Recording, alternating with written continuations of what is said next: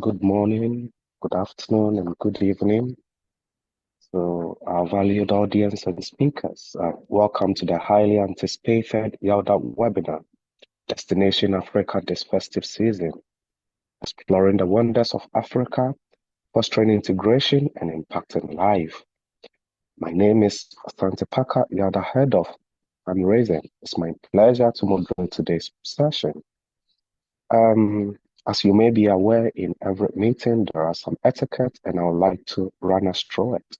When you enter, please make sure you are muted. Remain on mute through this webinar. Ensure your camera is off. We need to respect everyone's privacy and data consumption in Africa. Type your questions in the chat box. Put your name and country. Those questions or comments that are selected will be asked to unmute and speak. If you are asked to speak, you must introduce yourself by name and country only. Then please, you can repeat the question that you typed in the chat box. As the festive season approaches, Africa begins with vibrant culture, breathtaking landscapes,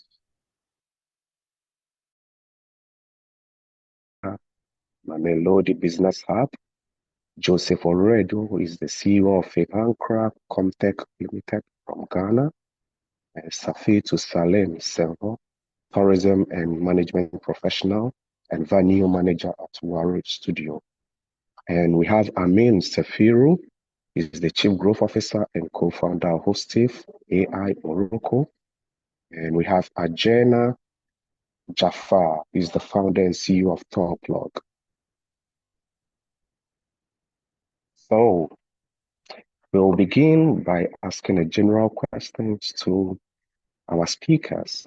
This question is taken like 3 parts, which is what are the key challenges we need to address to make Africans and the diaspora value their own continent when making travel plans? And what do you see as Africa's unique advantage in the global tourism industry? And why is Africa, and specifically your country, an attractive tourism destination for Africans during this festive season? So I'll begin by inviting Dina to start with this, and please know you have 3 minutes to respond to this question. Please, Dina, could you take the floor? Thank you.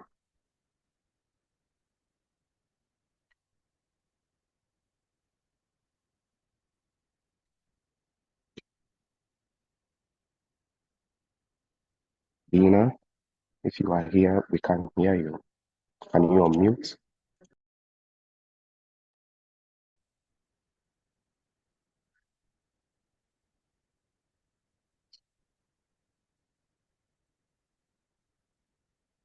Hello, Dina. Okay.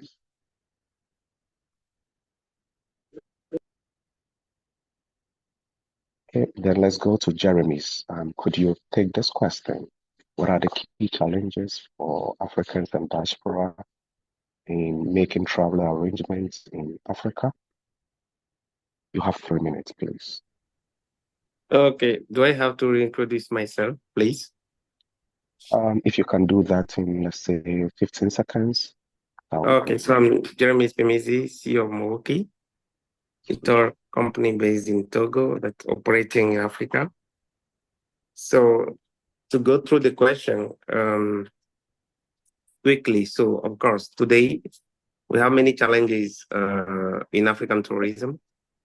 And the first one I might talk about is the one reclaiming the narrative of Africa, So most of the time, the history in Africa has been through. What did you say? Yeah. Please? Go ahead. Yeah, go ahead. Okay. So most of the time, the history of Africa has been told from an external lens, like people that are external to the continent. And this means there are limitations in terms of what we have as potential in Africa, because a story is better told by people who are living within a place. So that's the first challenge, I think.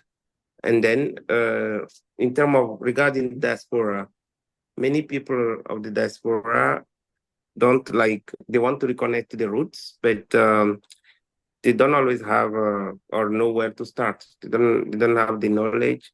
So, hello, please. Okay, so a suggestion, maybe creating like fostering or directed connected tours to homecoming events can bridge this gap. And also one of the challenges or solution is breaking the economic myths. Um, Many people in Africa see travel as a luxury, for example. So they will go probably mostly outside the continent when they want to travel.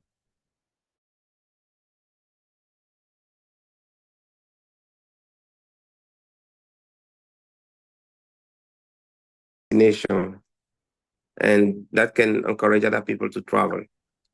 One other challenge is also the lack of infrastructure. And it's very important to talk about that because when it comes to tourism, it involves many points. You have flights, hotels, restaurants, everything. And there is a big lack of infrastructure when you talk about hotels. Also, the price of the flights are sometimes very expensive. And it's very difficult to offer packages that are affordable to many Africans. So for me, that are some challenges we have. And challenge means there's opportunity to change that and make it be better by finding solutions. And that's why most tour companies need to work on that. So I'm happy to be part of this webinar because together we can try to discuss and see if we can find solutions. I'm sorry, if my English is not that good, I'm from Togo. Togo is a French country.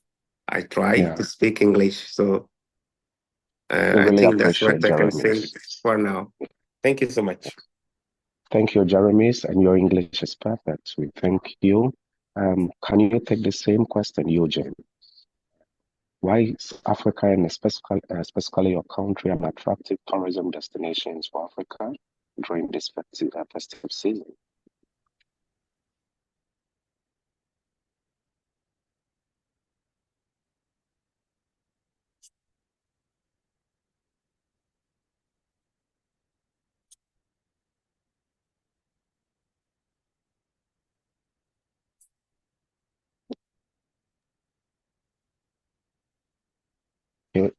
Eugene?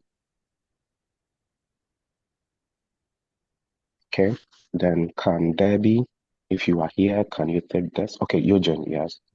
Are you here?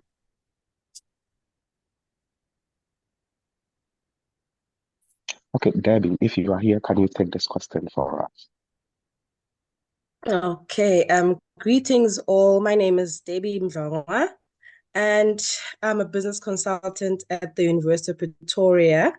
I was born in Zimbabwe, Bulawayo, but raised in South Africa. And the question that you raised was why is Africa, and specifically your country, an attractive tourism destination for Africans during the festive season?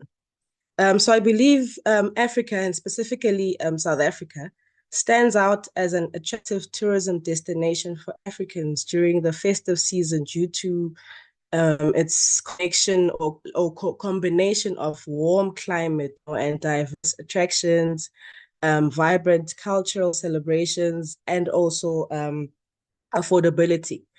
So with the festive season coincides with South Africa's summer weather, it offers like most sunny days, and it's also perfect for outdoor activities.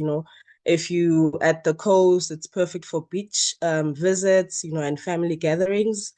And tourists from cooler parts of Africa, such as the North Africa, can enjoy the warm and pleasant climate, because of our warm weathers. When it comes to cultural celebrations, South Africans celebrate the festive season with lively cultural events, like family traditions, weddings, because it's also like a wedding season as well, and community gatherings.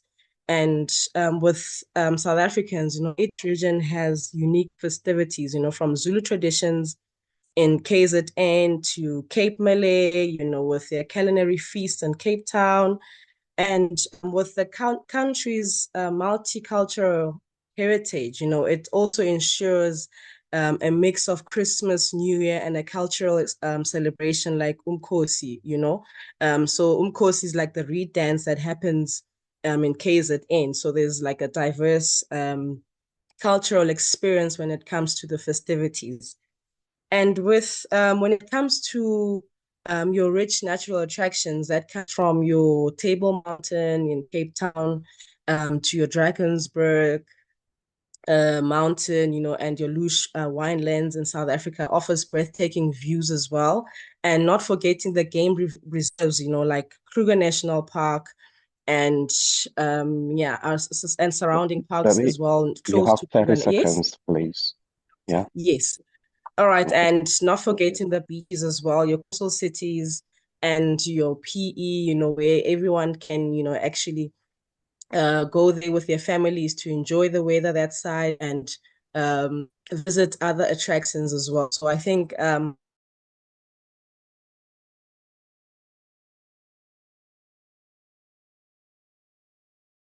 That warm weather is one of the criteria that people actually use when they want to visit any country. Is really important. Meanwhile, Joseph Redo, if you are here, can you also take this question for us? Okay, thank you for having me. I hope I am clear enough. Yes, you are, So Joseph. around this particular question, right? Specifically when it comes to Ghana, we in recent times, I think from 2019, we actually started making a conscious effort, started branding Ghana as a tourism destination, specifically targeting the African diaspora, right? Where we use the year of return. So, a bit of history during the colonial times, during the slave trade times, most of the ships, the castles that took the African slaves from the African shores to the Americas and to other parts of the world, most of it, the castles were in Ghana. So in 2019, to mark the 100 years of the first slave ship leaving the coast of Ghana, Ghana made a conscious effort around uh, branding itself, doing a homecoming, specifically targeting the African diaspora. And in a large sense, it worked uh, because we started getting celebrities, right?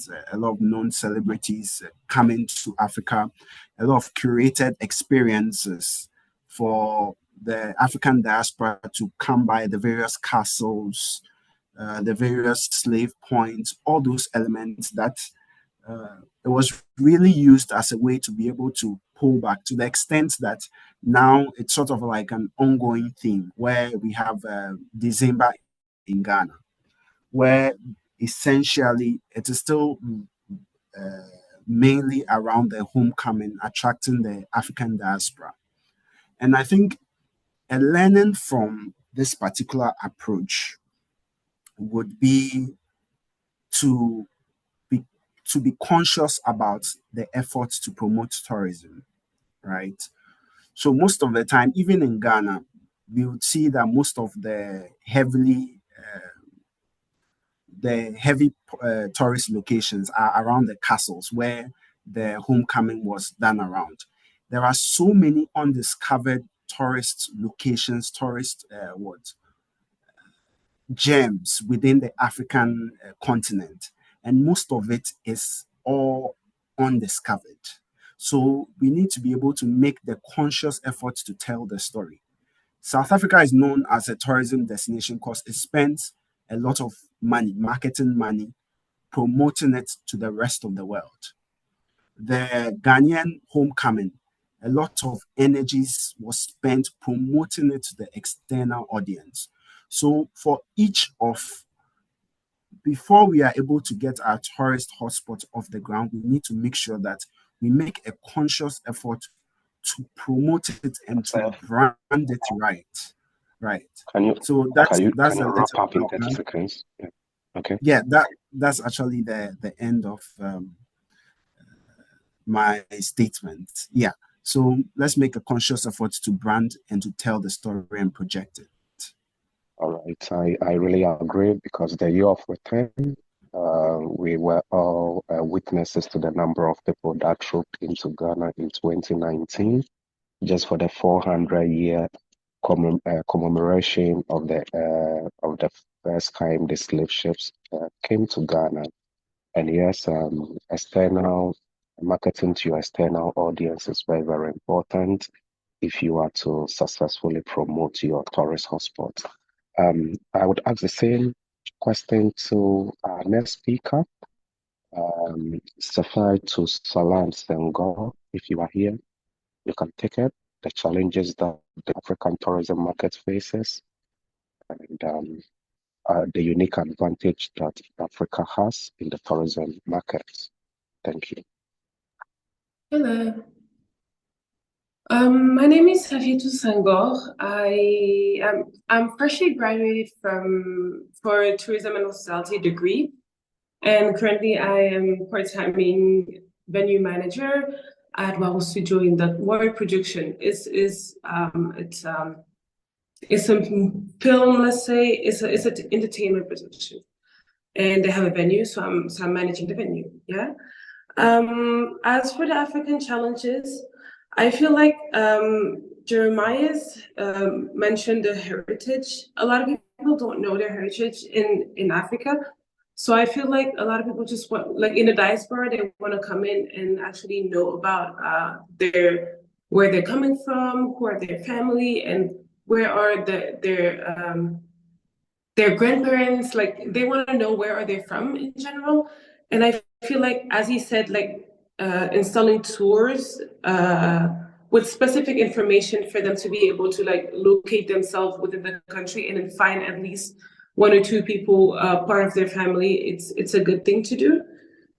We need to get rid of stereotypes as well, because a lot of people either not in Africa in general, because we all know each other, but internationally they see Africa as a poor place, as a place where there's like birds, monkeys. I mean, we do have wildlife because we're famous for our safaris and anything like that. But I feel like we do not live in like tents. We do have like houses. We do have like internet. We do have like the money. We do have like the funds. We have sceneries. We have so many things that the media are not showing that part. Every single time you see any advertisement or anything African related, there's like poor kids with like, I don't know, in a village, people are just like using like rural stuff. Africa is not about that. We need to like show a different face and let people know that there's more to discover about Africa.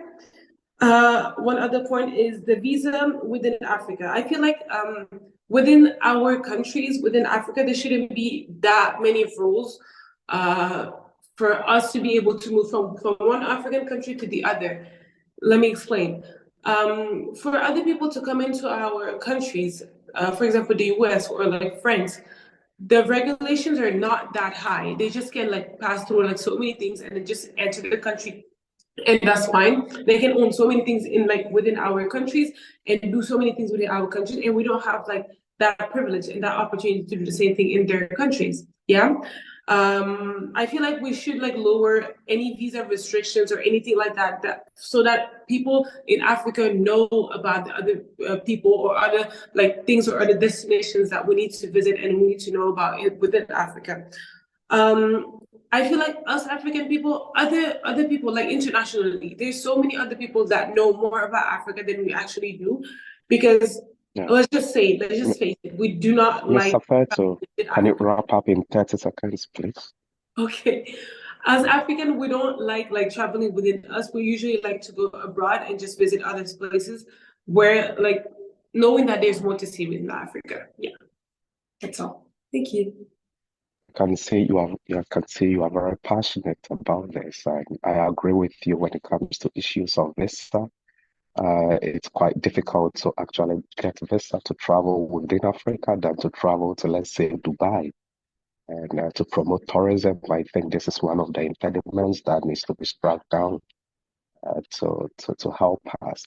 Again, Miss Amin, can you take the same question and then tell us what you think?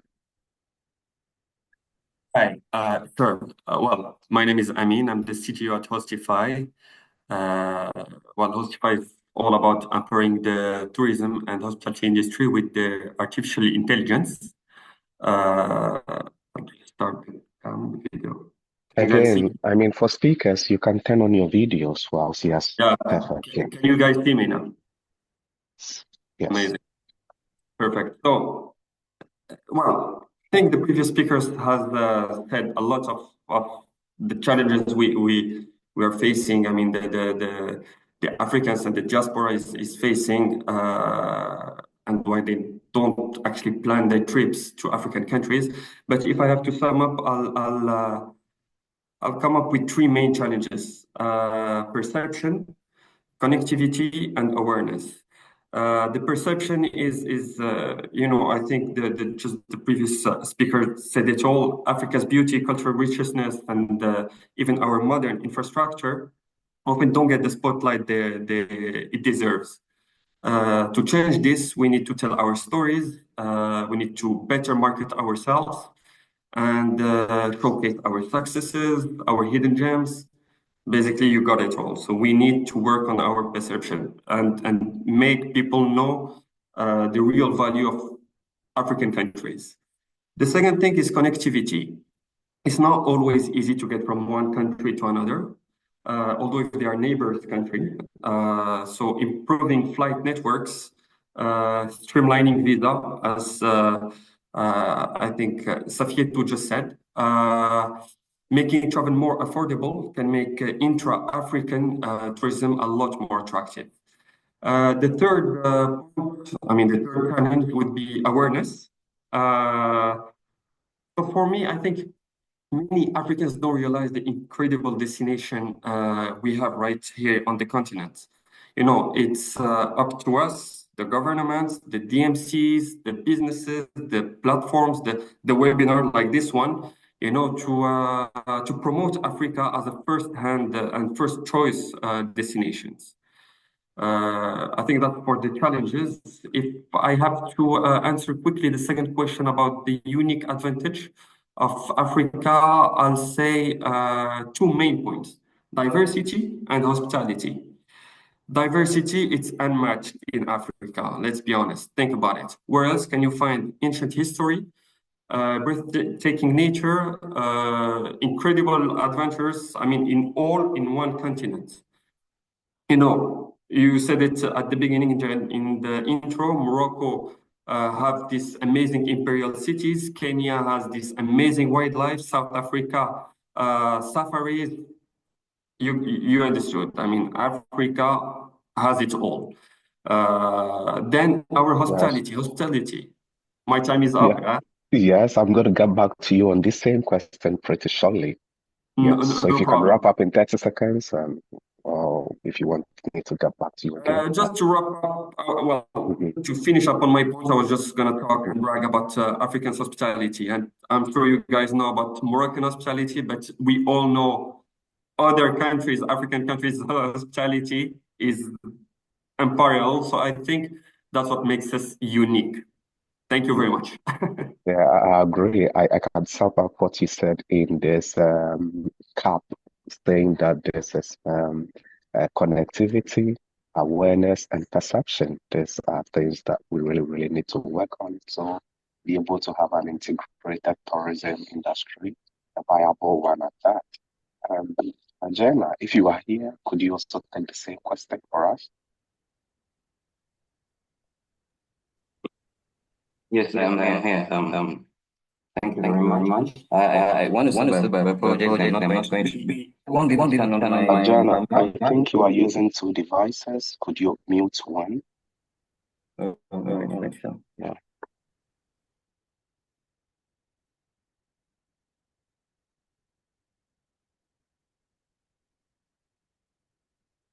How is it now? Now you hear the device? No, we still are getting an echo.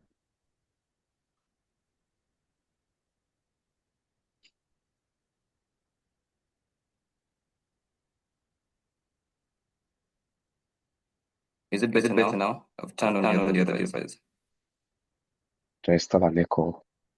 Oh, I don't understand why.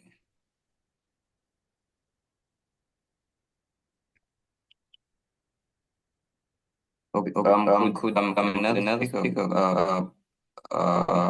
go for now as I resolve this? Yeah, if you can lower the volume of the other one totally, if you can lower it, Down about that. I think it's better now. Okay, all right, thank you much. Okay, so my apologies. To the listeners, my name is Jennifer. We are still getting the feedback. Sorry. Yes. Would you? Yes, the output for the other device, the volume, you can.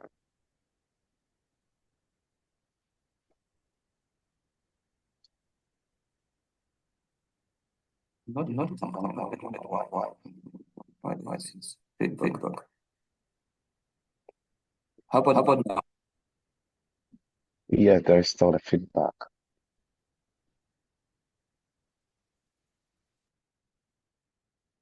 You should mute the sound on the other device.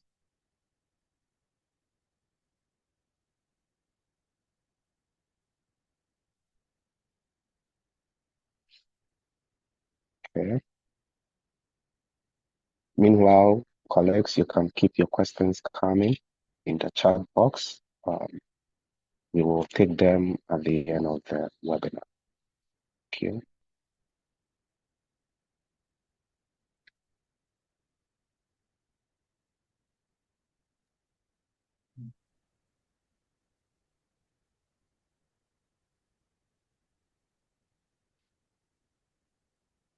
Is it okay now, Ajena?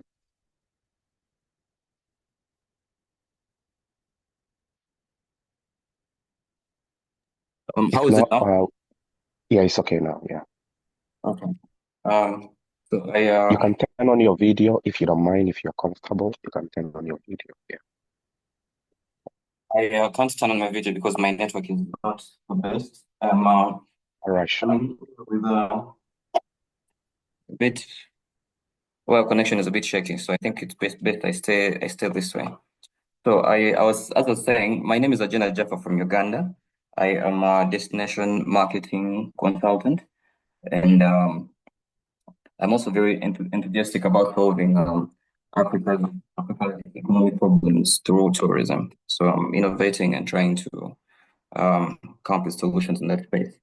To quickly get into the question, I think without risk of repeating what the other speakers have said, for me, I think the challenges that stand out for us here in Africa,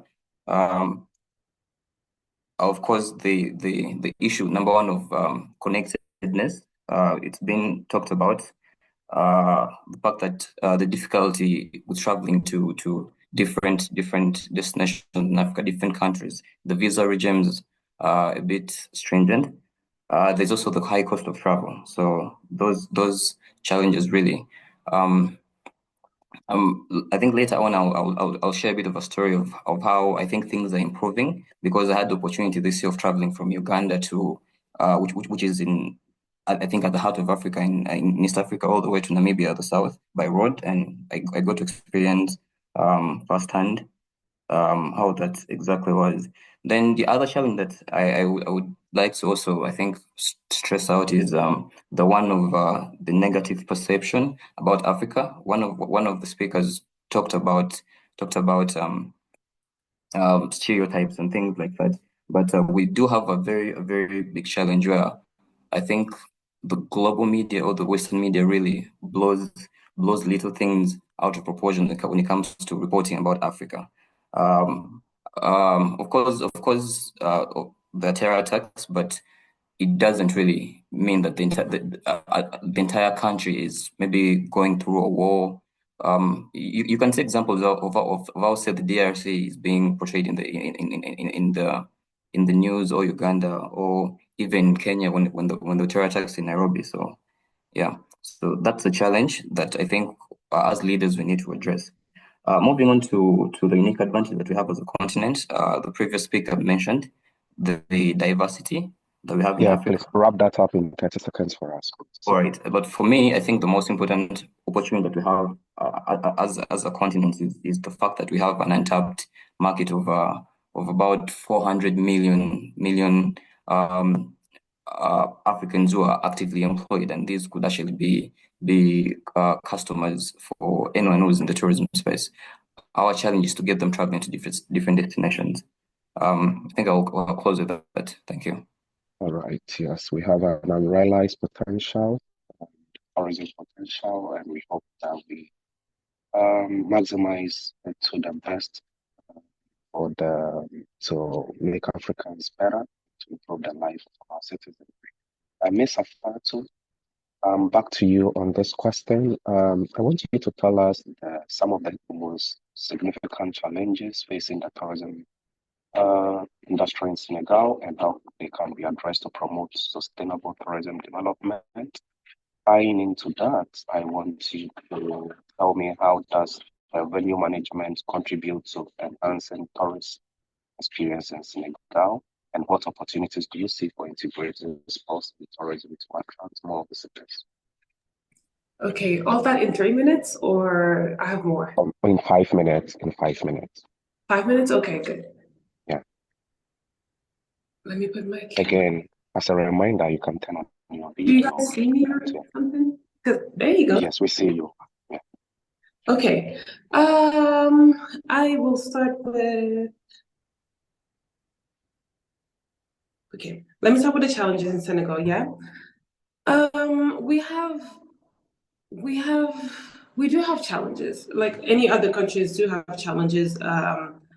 How to promote their country, how to get people to come in, and us as Senegalese, we usually get people from Europe, and they usually come in during this period, like November till February, because it's a cool season in Europe. So they come in during those periods just to enjoy the weather in here, because the weather is a little bit is better than there. Like we don't have any snow or anything like that, and the weather is pretty hot. So they just come in and they just enjoy the weather here. That's the main point. We don't usually get people from more like other places. We mostly get people from Europe, and we need to change that dynamic so that we can promote the country into other horizons, so that other people can come in and then just enjoy our culture and what we propose as a country.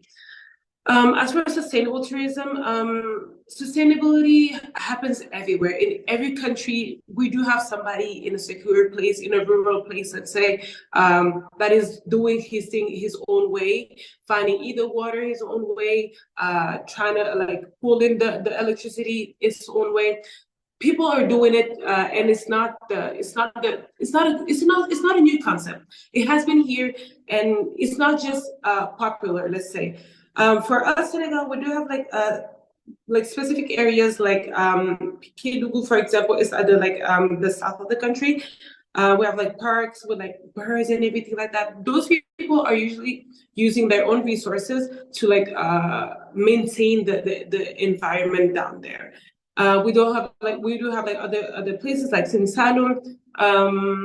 It's more in the center of the country. It's close to where I am right now.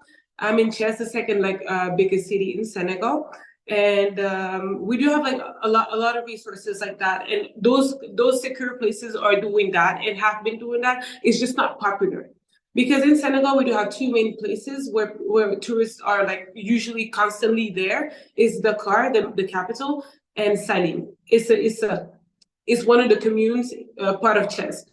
It's close to the beach. We have nice scenery, nice hotels, nice resorts and everything. And people usually go there instead of going to other places where you get to see sustainable tourism, but with more natural environments. The other places within the country have more green sceneries, You have like water, you have wildlife and everything, but people don't usually go there because they don't know about it. But we're working on it. We're promoting the place. As for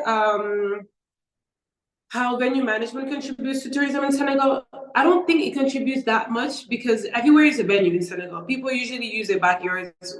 For example, weddings, it's a wedding season.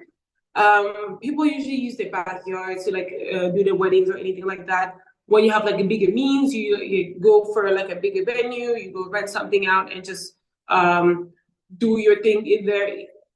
It can be a wedding, a birthday, anything like that. Restaurants can be venues, stadiums can be venues, the houses can be venues.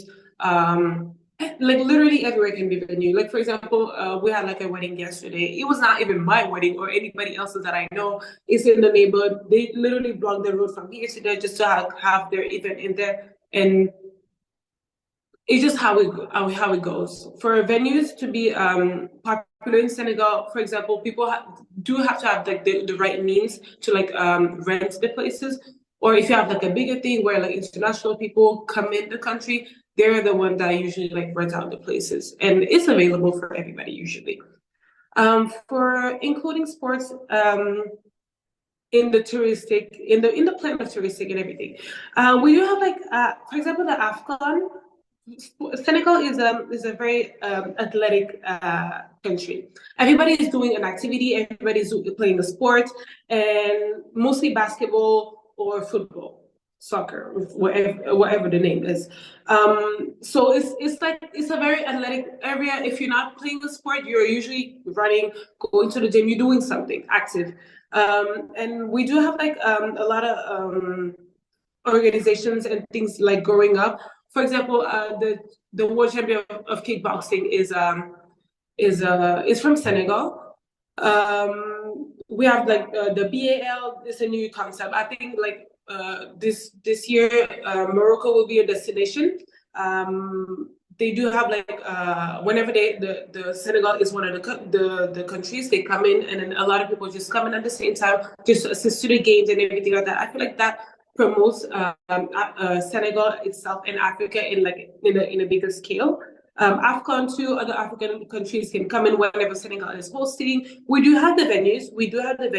We have like so many venues that can host so many athletics activities. I feel like we should be able to create more we should be able to create more sport trainings so that other people from either African countries or internationally can come in and give in their experience or their knowledge, and for other African countries can also like provide their own knowledge so that every young people can like learn about it, and so that it can also help the economy and also the touristic industry. Yeah. We also have like our traditional sports is wrestling. It's called lamb, and lamb is it's a specific way to like do wrestling. It's like on the sand. People just like, it's like very popular. So many things come to watch it, and I feel like if that sport is like internationalized, a lot of people can be able to like come into Senegal and learn about it and know more about it and know about the technique and how to do it. Golf is not that popular because we think it's like a rich sport. Honestly, technically it is a little bit, but we should be able to promote it a little bit more because we have the sceneries for it, we have like the places and everything like that. We should be able to bring in more people and to have like competition of golf. Why not? Football, we know football. Everybody knows either Sadio Mane, a lot of other people in the team, and these people are doing great. A lot of our young people are doing absolutely great too. It's either in the like football or the beach sports as well.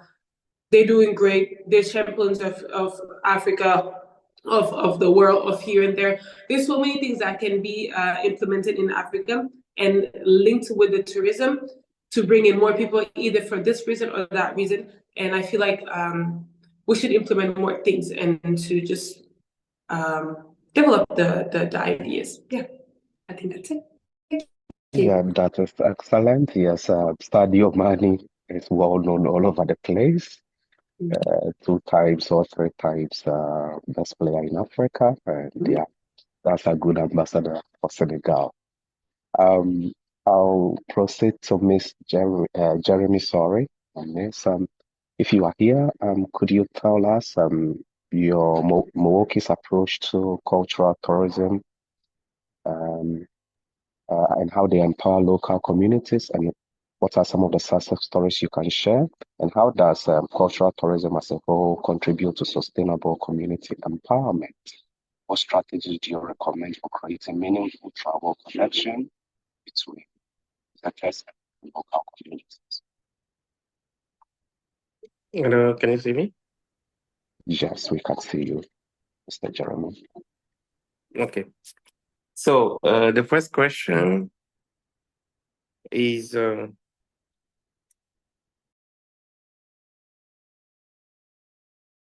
You have 6 minutes.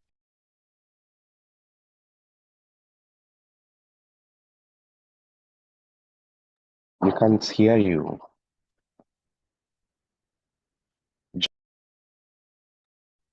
We can't hear you. okay. Yeah, you are So clear now. our approach to cultural tourism is very simple. We actually work with communities, local communities directly. So this ensures that the local communities benefit directly from tourism.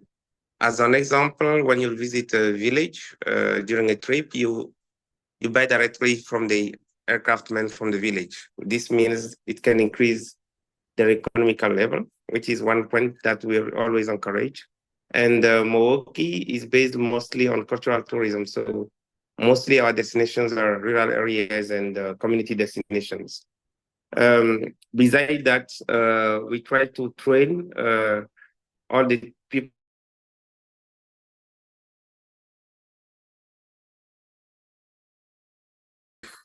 to guides from another destination. So we must make sure when we visit a place, the people.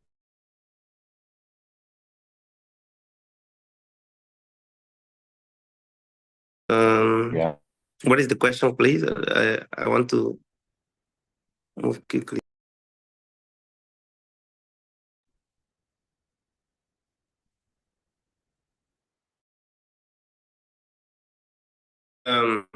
As an example of success story for cultural tourism, 5 years ago, we were able to build a community center in a village in South Togo.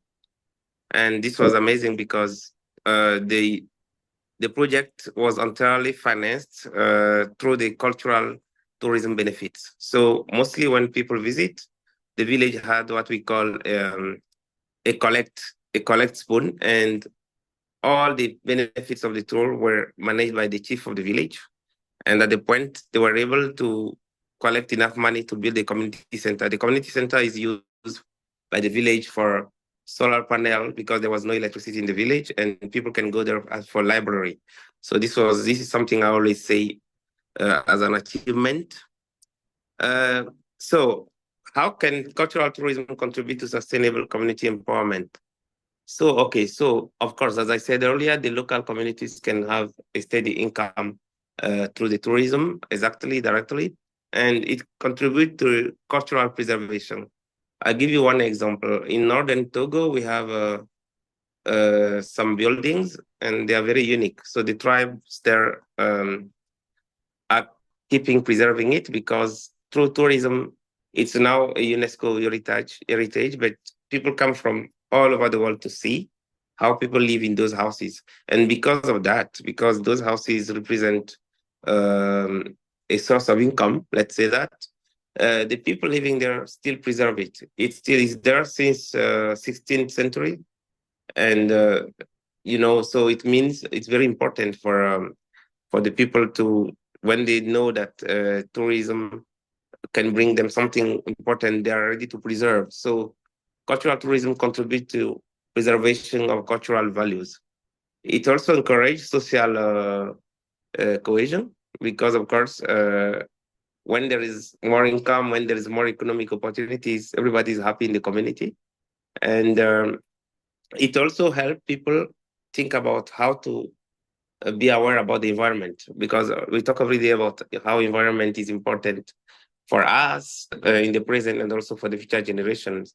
So we need to preserve the earth for people to come. So tourism, sustainable tourism is a good way to preserve the environment, because it raises awareness actually on how the people need to be careful on how so they don't destroy the forest and stuff like that. So to create impactful cultural tourism projects, what do I recommend? I think people need to just be aware on the importance of cultural tourism. That's the first thing. So it's good to learn. I think we never finish learning. It's important to read a lot, to engage in like this kind of webinars. And for us, what we do mostly, we engage communities first, because when we started, we made some mistakes. We actually arrive in a place and we think we know everything, and we try to bring our ideas. And mostly we did, for example, project. I remember we built a toilet. We are not an NGO. I want to precise. We are a company, but we have a foundation that supports. So the toilet was not useful for the community. People were not using it. So at the end, we learned from that. And most of the time after, when we go to the community, we talk to the people of the community what they need, and they need to be engaged in the project. Otherwise, it will never work, because when people don't feel engaged or important, I think everybody is like that. They don't engage a lot. So also, I think one thing to do is to focus on authenticity, because while you are trying to promote a culture, you need to really raise the true essence of the culture, what is more authentic, not what is affected, because most of the cultures in the world are influenced sometimes. And it's important to always be focused on what is more authentic. So, okay. And also collaborating with the stakeholders in terms of when you want to implement a project, don't do it alone. It's important to have different ideas from different organizations or people. And then always at the end, be able to measure the impact, because it's easy to try to implement a cultural tourism project in a community, but it's important also to have a way to be able to measure if it was successful, if it was worth it, or it was useless. So measuring the impact is very important. So all right. Can you wrap up in 30 seconds? Yeah. Okay. So yes, I think that's it. I won't say much more. I think I'm done. Thank you. All right, thank you. And thank you for the project in providing energy for the good people of Togo. We appreciate it. Mr. Ajena, if you are here, could you tell us how Tour Plug's approach to sustainable tourism contributes to the development of the local communities in Uganda? And what are some of the success stories you can share? And also, how has digital marketing transformed Uganda's tourism sector? What are the key pillars of responsible travel practices you advocate for? You have 6 minutes. Thank you very much, Sante. I hope I don't have the same issues that I had earlier, my audio. No, not at all. Everything is perfect. Right, thank you. Okay, so Tour Plug. So Tour Plug is basically a solution that was that stemmed out of the need to actually solve some of the core issues that we in Uganda faces as a destination. But then when I did travel to other countries, Rwanda, Kenya, Tanzania, I noticed that even the travel, the industry that side was facing similar issues. So whatever I will share here really applies to some of those destinations, and we actually intend to scale into those markets. So, how our approach to sustainable tourism, first of all, is rooted in empowering local communities. The partners that we work with to curate the experiences and tours that are listed on our platform are people that have deep knowledge of the local communities or destinations where they work from. We call them tour plugs basically, and that's where the name, our company name comes from. So you find someone, and I'm actually glad one of them is here. There's a guy called the Ginger Guy. If you actually look through the participants, you see someone calling himself the Ginger Guy. So Ginger is a destination, is a popular tourist destination in Uganda, where the source of the River Nile is. For those that don't know, the River Nile is the longest river in the world. It starts at this region called Ginger. So you find a gentleman like this that is fully informed. I would never have the knowledge that he has. He knows which communities are providing what kinds of experiences, where to get with what type of adventure activities, if you're the elderly and need something more relaxed, where to go. All this information. So through these partners of ours, we're able to identify different communities that we collaborate with in places like Ujagali. Now these are places in Ginger, but because in other destinations as well. And in that we're able to actually we're able to engage communities, including especially at the border points. Also have refugee communities that we've actually worked with now on projects. Some of them are working with hiking companies as guides. So Tour Plug is able to support that. The other approach is really driving. Like I said, my goal is to try and solve like inherent social and economic problems on the continent. So job creation is one of them. Our solution allows anyone that has a bit of, say, I'll give an example. If you have a smartphone, you could use that smartphone to earn you money simply by researching information about your place, and you use that to create experiences that you eventually promote, whether you eventually list and have promoted for you, and you get the clients. So we've had young people actually make money. We have people that work as hosts, artisans, guides, and they're able to actually earn a bit of money through our application. And Tour Plug is still at the early stages, but really that's the goal that we want. We want to work with as many young people as possible to have them really benefit from it. The other thing that I would like to, I think, touch on is and I did see a comment here earlier. There's the question of inclusive tourism. I think for the most part, tourism has only been for the able-bodied people. You're able to hike, you're able to do something. We also have a huge community of people that would like to visit some of these unique destinations, but are a bit challenged. Yeah. So what we've done is we've identified companies that are passionate, tour operating companies that are passionate about people with disabilities, and we've worked with them to design packages and also train accommodation partners in different destinations to be able to provide services to people with limited visibility, people that have mobility issues. So we've done that as Tour Plug.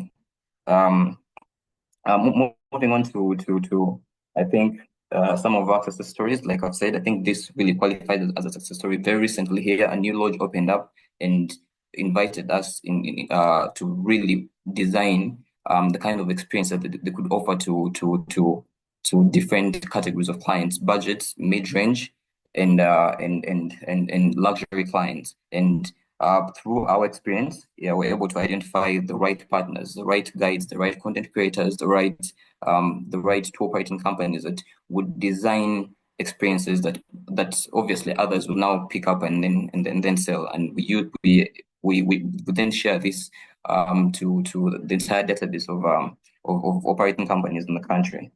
So I think that answers that. But then for the final part of my question, I believe, how digital marketing is transformed Uganda's tourism sector. Number one is visibility. We all understand the power of social media. So many people spend countless minutes on social media on a daily basis. So when travel companies and travel agents get onto these platforms and showcase their offerings, people are actually able to see them. People I'm able to learn about. I was able to learn about Namibia before I traveled there by just reviewing the content on digital platforms. So that's the power of digital. And the other opportunity that it has is that it's also really affordable. So it's a nice and easy way for people to really put out their packages and content and be able to access markets, whether they're targeting domestic customers or international travelers. So social media, online travel agencies are some of the platforms that the travel trade have used here in Uganda, and I believe even in other destinations to promote their offers. Of course, for the travelers, for the travelers, digital marketing or digital media allows them to actually research and find content about different destinations before they go to these destinations. I said earlier that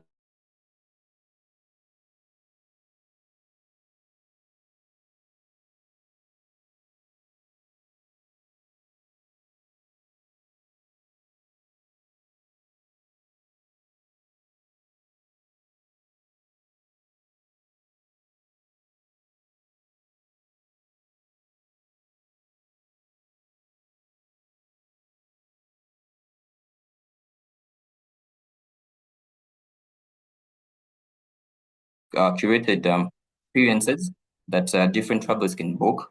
And so travelers get onto the platform and browse them and book whatever they want on demand. So in a sense, it brings me to my final point, which is basically working to increase direct bookings, which we're striving to do. Again, Plug is at the early stages, but this is our objective. So we're creating this travel companion that we're hoping will open Africa up and unlock our destination as a tourism powerhouse. I don't know if I have time. Do I? Yes. Your So time is up, but you can wrap up in 30 just, seconds. Yeah. yes. So let me just wrap up with the key pillars of responsible travel. I think I've already talked about this earlier. Environmental sustainability is key for us. Yeah, we work with partners that really do their best to preserve the environment. Cultural sensitivity is key for us as well. And I don't think I have enough time to explain that, but cultural sensitivity, we try as much as possible to encourage our partners and even travelers to really be mindful of the local norms and cultures of the areas they're visiting. And then, yeah, I think I'll close with that. Thank you so much, Asante, and all the listeners for making the time. Yes. Thank you. We appreciate Ajana. I will let Ginger Guy be my plug when I visit Nairobi sometime in January. No, Nairobi is in Kenya. Ginger is in Yeah. Uganda. So these are Yeah, completely probably he different can. destinations. Yeah. So Ginger guy Yeah. is in Uganda. All right, thank you. Oh, okay. All right. Welcome. So, Miss Debbie, if you are here, can you tell us about the role African cuisine play in promoting cultural exchange and understanding, and how it can be leveraged to support local economic development? Also, how can African diverse cuisines be leveraged to attract more international tourists? And finally, what challenges do African food entrepreneurs face in integrating their offerings into the tourism value chain? Okay, greetings to all again. I hope everyone is doing good. So with with the African cuisine, that can play a significant role in promoting cultural exchange and understanding, by serving as a medium through which people from diverse backgrounds can connect and share stories, traditions and flavors. I think with one of the points in promoting cultural exchange and understanding is African cuisine, as it can serve as a form of culinary diplomacy, where food becomes a bridge for dialogue and fostering relationships between people from different cultures. For example, when people can host international food festivals, or pop-up restaurants, or even cooking demonstrations that can simply bring people together, can highlight African dishes, also encourage open-mindedness and appreciation for African culture as a whole, and as well as Africa's diverse culinary traditions, from West African jollof rice to South African's braai, and not to mention like other South African in different types of provinces in South Africa with a diverse cultural and traditional when it comes to food as well. So with that, with the Ethiopian injera and Moroccan tangent, that showcases the rich culture heritage of different regions. Sharing these foods can also open up conversations about African history, and their traditions and the story behind those dishes, because I feel like all these dishes have a story to tell and where it actually originates, so all these stories can be shared amongst Africans, while they're sharing a plate of food with great moments ahead as well. So, and with the food identity, as African cuisine reflects a people's identity, values and history, by engaging with African food, individuals from outside the continent can better understand its people, and dispelling all those stereotypes and broadening this perspective, so it's more or less not giving other people that perspective of always preparing your international, but more focus on African food so that they can also get the experience of how, the food tastes like, and its origin.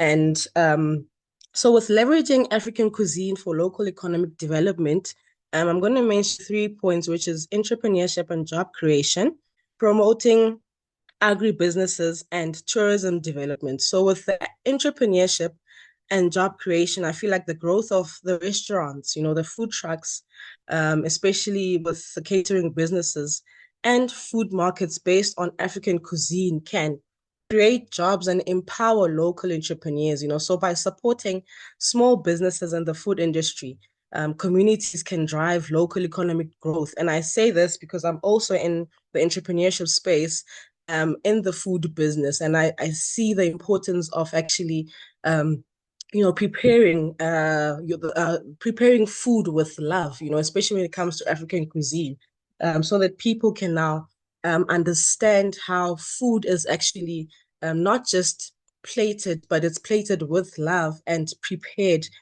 with love as well. And with promoting agri businesses, I believe we also rely on a wide variety of indigenous ingredients, such as, your teff, your cassavas, your plantains. And when it comes to your different types of spinaches that one can plant, these are the research that we get to now actually now understand what type of food we're actually preparing, so with that it also gives us an advantage to learn about the types of crops that we can grow, especially when it comes to the indigenous plants, and with the tourism development, I believe food tourism is a growing trend, and with African cuisine, that can be a key aspect of attracting international tourists, with culinary tours, getting or organizing more food festivals, and cooking classes, and I think with cooking classes, that's where you can connect more with it's either tourists or other Africans that are willing to learn other people's traditions, and the types of food that they eat. So I believe also cooking classes can be a way of connecting with other people as well. And with the diverse cuisines and how it can be leveraged to attract more tourist attractions, it's basically promoting culinary tourism experiences. We can get more people promoting the experiences and how they've been to certain attractions, so that they can also pull out a traffic towards that certain attraction. So I think that can also work in leveraging the experience, and promoting it in a certain way that some people can be able to now want to experience that. And also, as I said, we need to organize more food festivals and events, and to create those culinary signature experiences for tourists. And I believe that can be done with collaborating with other hospitality industries, collaborating or partnering with airlines, or local farm to table programs, because I believe it's sort of like a chain where everything is combined together. When we're talking about hospitality, tourism, and agribusiness, they're all combined together, and it's a chain that we need to now start learning more about it and learn the diversity when it comes to the tourism development. And Right. I think the last question, yes, I'm running out of time. Yes, you have. Okay, Wrap now I'm up in wrapping it 30 up. seconds. Yeah, you go. Yeah. Okay. All right. Yeah. So I think one of the challenges the African food entrepreneurs face is actually acquiring, your health and safety, infrastructure challenges, your financial constraints, licensing issues, as some requirements are a bit heavy for entrepreneurs, and sometimes it can be also poor facilities or a skills gap. Yeah, so I think if we can do more and work as a team in order for us to achieve more. Yeah, thank you. Welcome, Debbie. I would say I agree that a food plated with love can go a long way to deepen tourism because from a personal experience, I tried Ethiopian injera in Dubai, and for a moment, I was so sure I was going to marry an Ethiopian because the food was so good. And also jollof, the good old jollof on social media and everywhere. Every day there's a jollof battle as to who has the best jollof, and this actually brings us as people together, people from Nigeria, Ghana, Senegal. We are always battling it out on social media. We really appreciate you are doing so much. And Mr. Amin, if you are here, please, you can take 1 minute or two to talk about Morocco first, and then you can share some insights on hostive AI, Hostify. how yeah. So if you can share some insight on Sure. how hostive AI is using AI to enhance But 1 or tourist 2 minutes experience in won't be enough, Morocco and beyond. Yeah, Okay, yeah, perfect. 1 or 2 minutes to talk about Morocco. Yeah. I'll try to be quick. Well, at Hostify, we build AI solutions that make life easier for both tourists and tourism providers.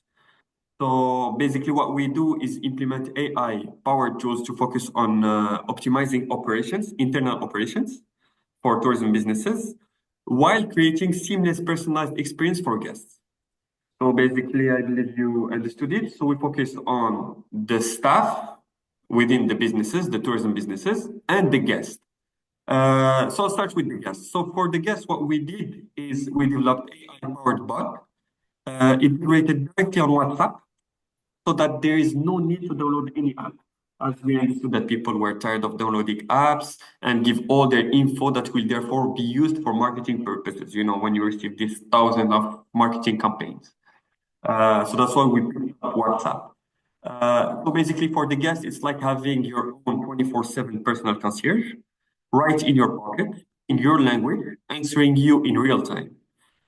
We call that internally a virtual butler. It's like a traditional bot, but that can actually take bookings, room service orders, answer any question you have, maybe even answer if you ask for local recommendations. So basically, what we did with Hostify is we smoothed the communication between the hospitality leaders, businesses, and their guests. For the second, in the other hand, what we did for the staff, we noticed a pattern almost in every tourism businesses, every hotel, every travel agencies. Well, there's always at least one WhatsApp group where they share internal info, where they create tasks to one another. Let's take the hotel, for example. You have this housekeeping, they have a group with the front desk to coordinate. Then you have another group for the housekeeping and the maintenance departments to report incidents. So basically, they have thousands of groups and they are always messy. And everyone within the group gets spammed with 1,000 messages, that are not always I mean, if that. I can interrupt, your video is off. if you don't mind. Oh, sorry. Yeah. Can you see me now? Okay, sorry. Yes. So just to keep up on what I was saying is so yeah, so hotels and tourism businesses have all these groups. What we did is we created this. Well, we formalized the informal. We kept WhatsApp as a communication tool, but we integrated an AI coordinator. This AI, what we'll do is interact. We call it internally a staff assistant. So the bot understands the request or the incidents, categorize it, and sends it to the appropriate team. Or even better, they send it directly to the appropriate person that needs to handle the task. So, of course, all of this is stocked within a platform for the managers to keep track on all the internal tasks being reported and show the real-time status of the task.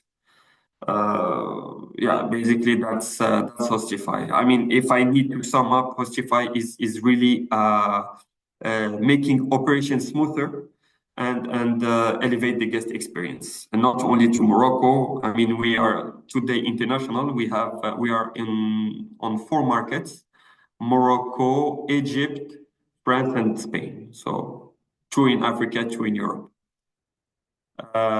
So yeah, I think the second question was how is AI reshaping customer experience in Africa? Is that correct, Asante? So honestly, AI isn't. Yes. Sorry. Yes. I Okay. said, yeah, that's correct. Yeah. Perfect. So AI is not reshaping only customer experience, or Africa is reshaping the world right now. Everyone wants to jump on it and to understand how to use it. What we did, I mean, what we understood AI should be important, especially in the tourism industry for Africa, is in 2 points. Basically, there's personalization. AI helps tourism providers tailor experience to each traveler's preferences. It's super quick, whether it's suggesting the perfect excursion or dining options. AI can suggest the perfect place after asking only a couple of questions. So that's the role of AI. So you gain time and you have the correct answer. It provides well the clients. The second is, I think, what we do also is helping operations efficiency. Hotels and travel businesses are leveraging AI for tasks like booking, automated check-ins, managing guest inquiries. It's all about speed and convenience. Actually, it ensures that tourists have a seamless experience from the beginning to the end. So that's how AI today is mainly used for in the tourism industry. So I think I covered the. Is there another question I haven't covered? Sorry, I can't hear you, Asante. Okay. Did you cover the potential challenges in adopting AI within African's tourism landscape? Oh, yeah. So, sorry. So the first challenge I'd say is infrastructure. We talked about it. I think another speaker mentioned it. While Morocco and other African nations are progressing rapidly, we don't have always reliable internet. We've noticed that like a few minutes ago. I mean, sometimes we lack of technology, we lack of digital tools. So I think it's essential that investment in technology keeps on going, So that's for me the biggest challenge in Africa nowadays. The second challenge would be awareness. I would say awareness and adoption. Many businesses still rely on traditional methods, and many of our African countries rely on traditions as a whole. I've seen it firsthand with Hostify when we launched in last February, when we entered the market. We had a hard time educating tourism operators, their staff, and make them understand the value of AI, because there is always this strong belief that working as they do with their hospitality, with their Moroccan traditions, will make the guest feel warmer. But the thing is, today, the world is changing. The people's expectations have literally changed. The younger generation doesn't have the patience anymore. So they need the answer right away. They want the answer immediately. They want things done quickly and efficiently. So that's where AI for me will come in handy and will be at one point inevitable. So that's why we jumped on this subject as well. All right, thank you. I believe that using or leveraging AI to maximize a guest experience is the way to go. I mean, we live in a world of data, and you want to make you need data-driven insights to make good business decisions. Definitely. AI is the way to go now. Is the future. Yeah, is the future. I'd like to remind our guests that you should keep your questions coming, Mohammed. Your question is acknowledged. It will be attended to. Your question and your name and your country should be left in the chat.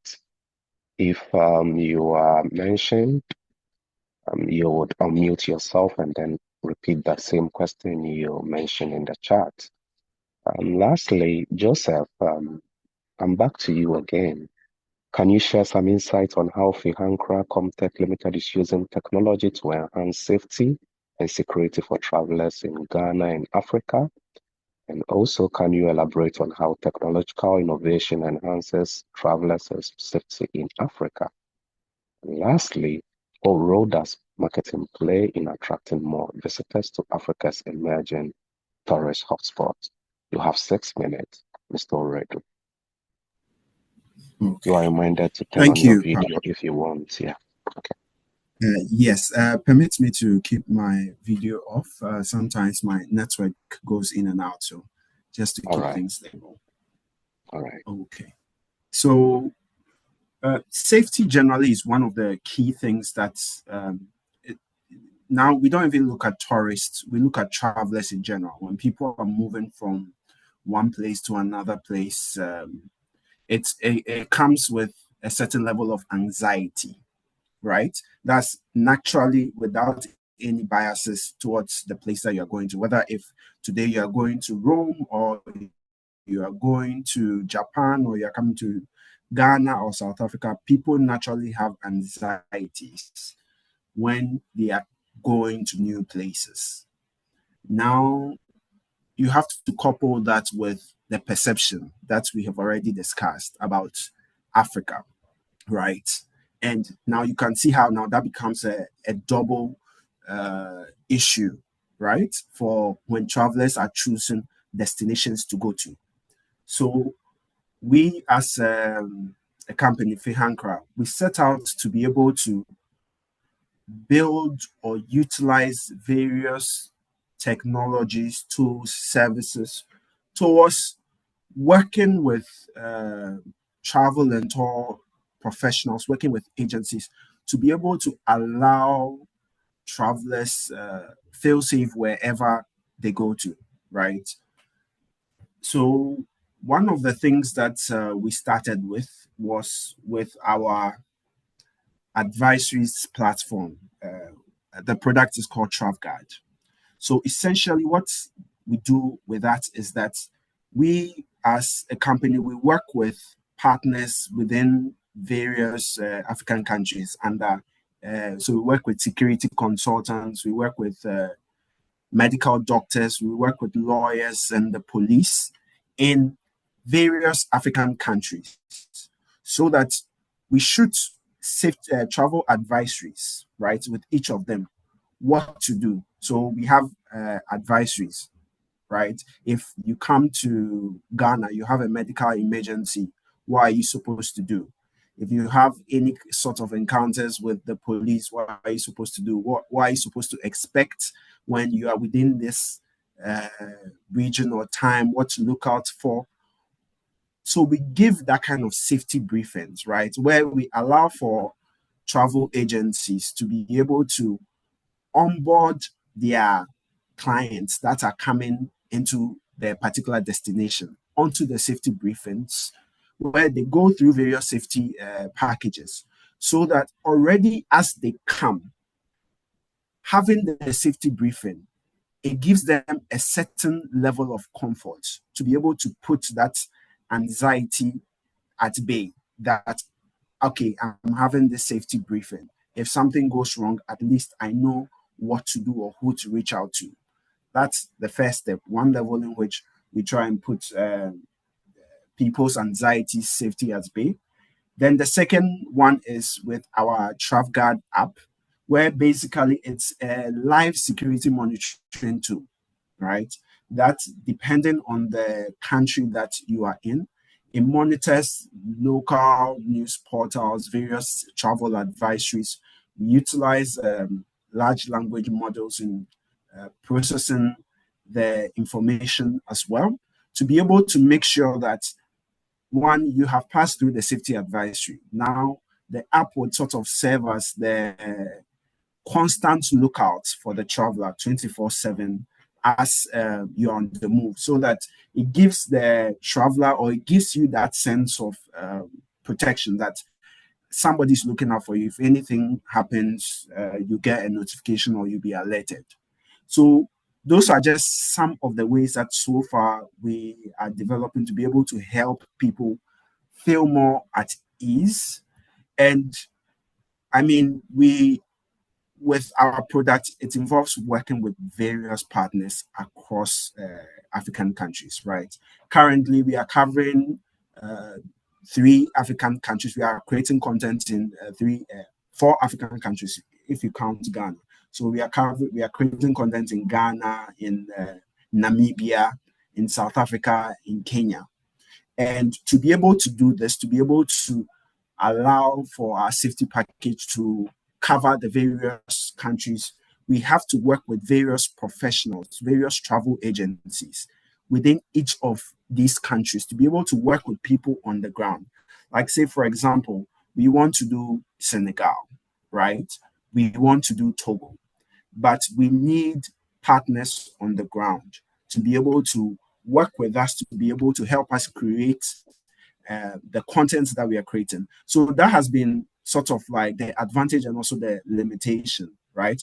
Where I feel as if within the African continent alone, there's not enough intra-connection, right? It's easier for me or for us as a company to be able to get in touch with somebody in the UAE, right, in Dubai, right, than for me to be able to set up deals or partnerships. There's no platform or avenue to be able to connect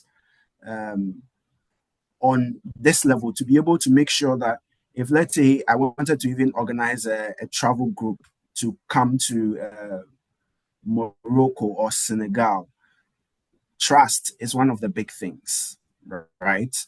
To be able to make sure that we are building a community where people are able to trust the various content, like the various parties involved, they are able to feel secure, right? Because if we don't take care of that trust and people feeling secure, they will not come.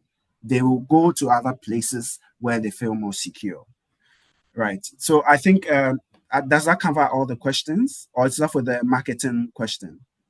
Exactly. Yeah. And you have Okay. a minute to do that. Okay. So with the marketing, essentially, I'd go back to the same effort, making a conscious effort to be able to project, use social media, right?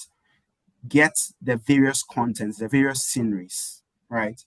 I remember it's, for me in Ghana, I feel as if there's a huge divide between Anglophone Africa and Francophone Africa, where we do not see content from Francophone Africa at all.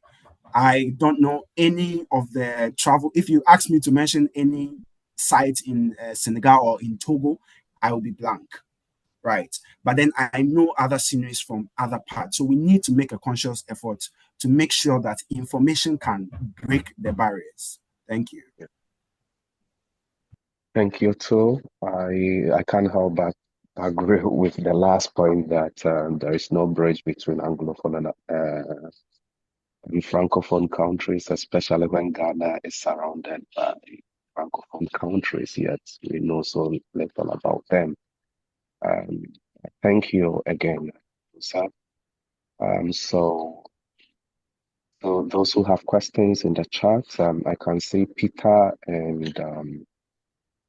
and I think Mohammed, you have questions. So Mohammed will take yours first. You can unmute yourself, mention your name, your country, and then the question you have. Mohammed, if you are here.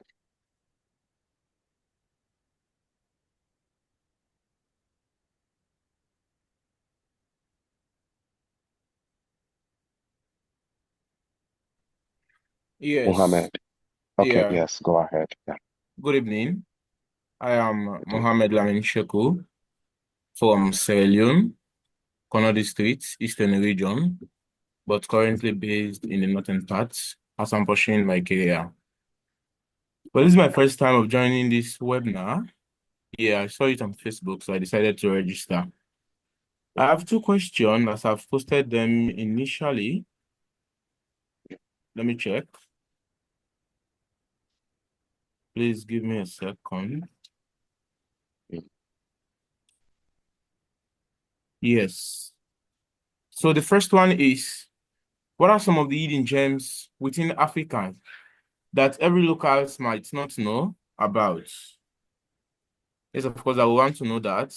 And secondly, how can I contribute to showcasing the beauty of my district, Kono and Sierra Leone, to be precise, as a tourist destination? These are my questions that I would like to get some insight on. Thank you, Mohammed. Yeah. For our speakers, would want to address this question.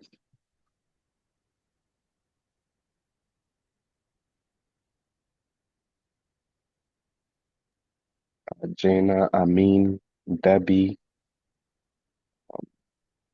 Joseph. Can I take it? Sure. Yeah, sure. All right. Mohammed, thank you very much for your question. So I think to start with the attractions, the unique attractions in Africa, there's so many. There, very, very many. Let me give an example of what we have here in Uganda, the ones that stand out.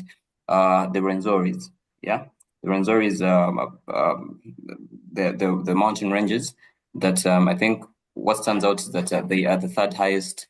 We have the third highest peak is here in Uganda. Obviously, the first being in Tanzania, the second being in Kenya, and the third. So the highest point of Africa really is in East Africa, Uganda, and so Rwenzori is one of them. We also have the source of the Nile. Yeah, so these are unique attractions I'm telling you about that are in Uganda. You won't find them anywhere else.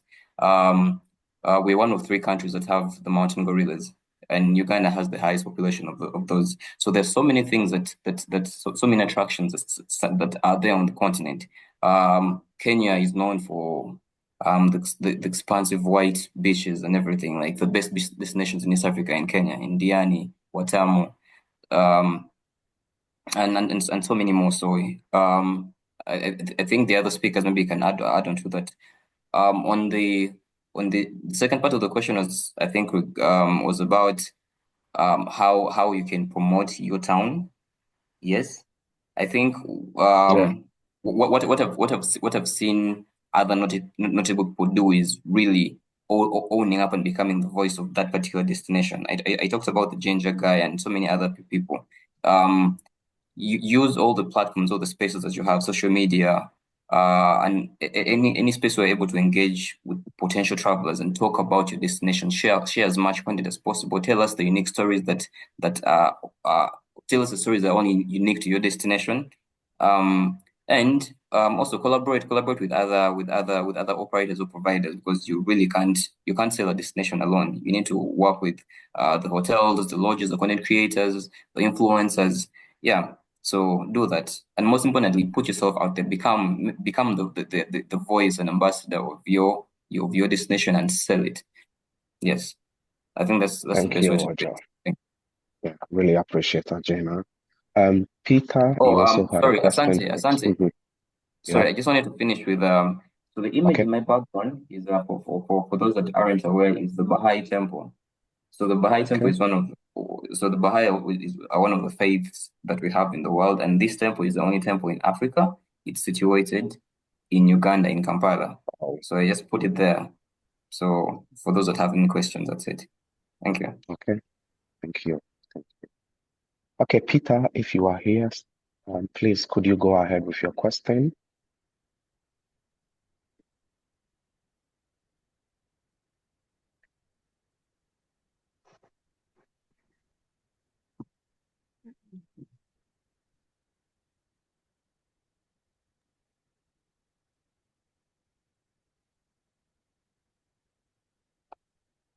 Hello, Peter.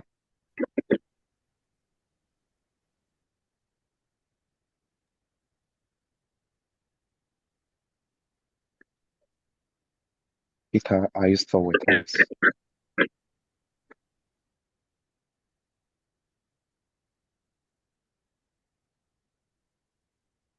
Okay. So Peter's question does a lot, but I'll just pick one because we are pressed for time. He says, how do we make tourism and hospitality sector services and opportunities and environment accessible for persons with disability in terms of information, accessible infrastructure, and transport?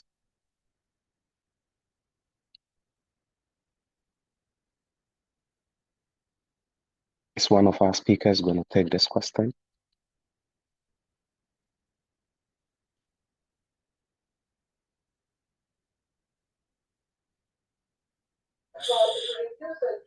Good evening. Good evening. Am I audible now? Yes, but Peter, your question is already asked. So I you'll can leave receive it a to her. response. Yes, Okay. you'll receive a response from one of our speakers. Thank you. Okay then. Yeah.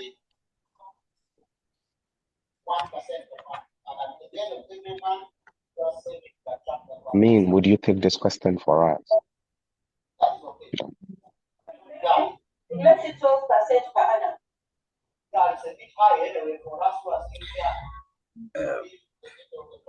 Okay, so the question, Peter wants to find out how we can make tourism accessible to people with disability. Yeah.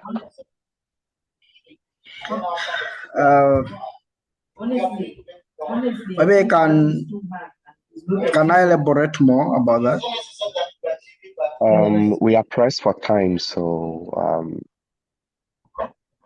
yeah.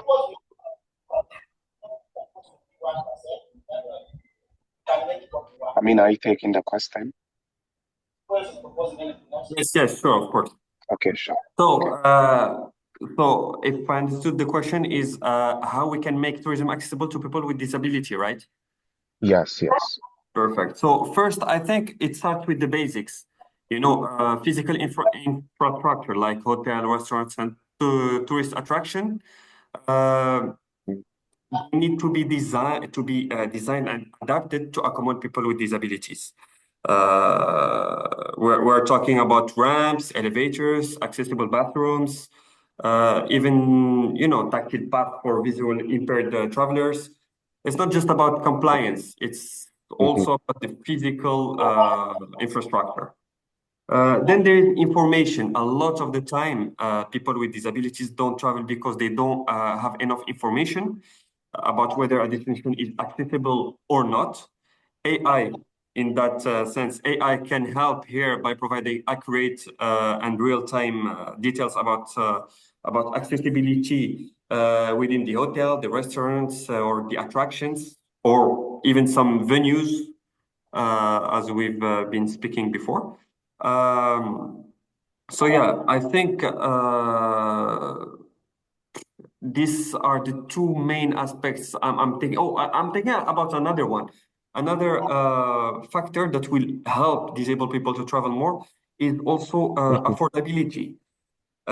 let's say, well, we need to make accessible travel often comes with extra cost. You know, hotels are always asking for a little bit, especially here in Morocco. We see it a lot.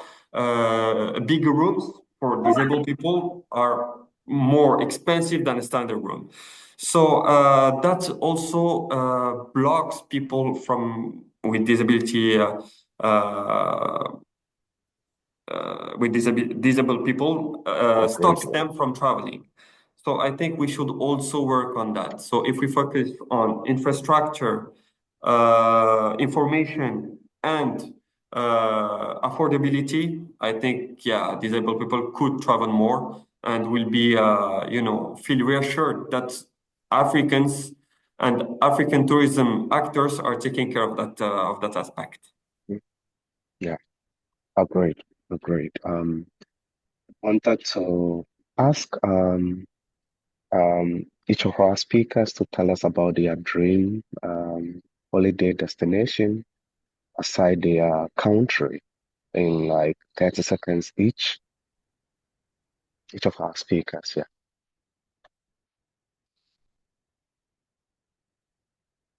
So Redo, if you are here, you can start. Okay, so I think for me it would be Cote d'Ivoire, right? Cote d'Ivoire. Okay. Yeah.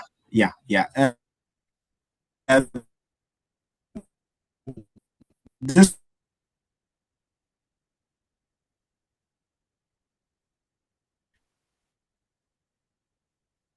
Okay, so we missed you. Yeah. So let's go to Safi, where would it be your dream African destination besides your country? It would be Seychelles. Oh, Seychelles. have Wow. yes. I would just go there and just never come back. Yeah, it has Amazing. beautiful scenery. Yeah. Okay. And Jeremiah or Jeremy?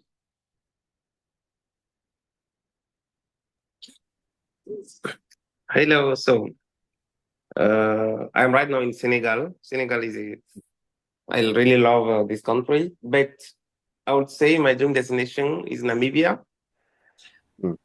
I think Namibia is the place where I will go and forget where I am.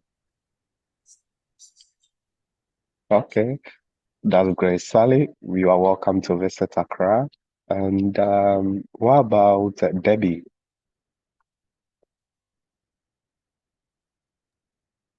Okay, so my favorite, I'm going to mention two, Mm-hmm. which is Tanzania and Ivory Coast as well.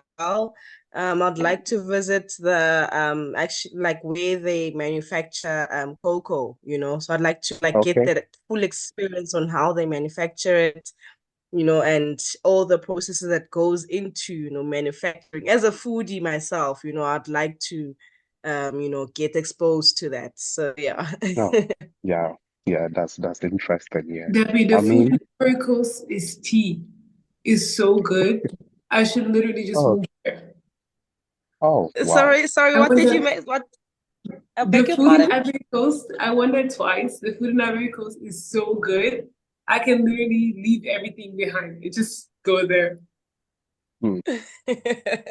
So that means when we go to Ivory Coast, I wouldn't want to come back. Definitely, most definitely. They Yeah. have a food called acheke. Acheke, you really like acheke? It's really nice. Yeah. Achaka. Yeah. Yeah, acheke. Yeah. Guys, Okay, you're talking so about food. You should mention yeah. Morocco, no? Come on. The couscous, tagines, come on. Yeah, so I mean, you can tell us your country you would want to visit beside Morocco in Africa. Oh, no, beside, honestly, well, Morocco for me is not, today it lost its essence. It's not just an African country anymore. It's like a middle between African country and Europe country, you know. We are still in the middle. So it's not my dream destination, obviously. I would love to go back to Mauritius Island. I lived Oh, there for like Mauritius. 2 years. It was just insane. It was Yeah. It's like Yes. Seychelles, by the way. Yeah, definitely. But it's crazy. I love living on an island. So yeah, that would be my dream destination. Agreed. Ajena, what would yours be?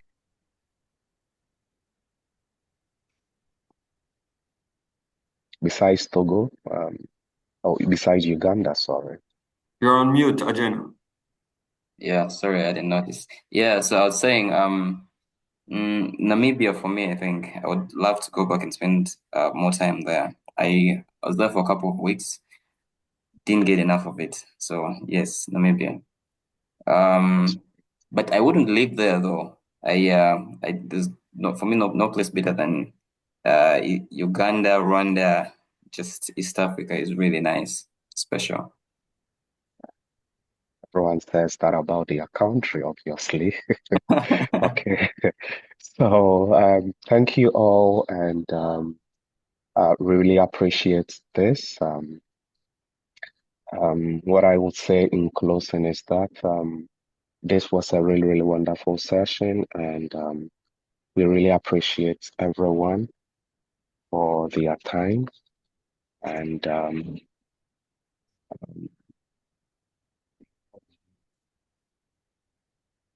this was impactful to the guests that joined. This has been able to inform you on the holiday destinations that are available in Africa, because mostly when we think about holidays, we are thinking Dubai, Maldives. Now we know that in Africa, we have a lot of holiday destinations that we could equally go to. And I hope this helps us to make good decisions when it comes to holidays. I'll also urge all our participants to follow our social media and register for our mailing list so that you don't miss such programs like this. And also a mailing list on African development, employment, and all the other scholarship opportunities and every other opportunity for the African youth. Follow us on all our socials on Twitter, Instagram, TikTok, and subscribe to our mailing list.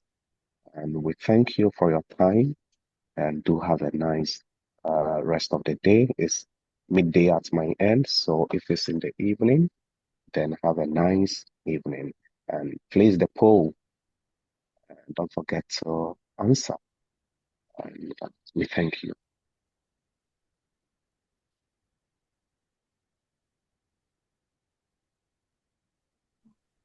Cheers, So guys. thank you so much, Asante, for being a great host. Yeah, thank you. You guys, Asante. Much. let's keep in touch, huh?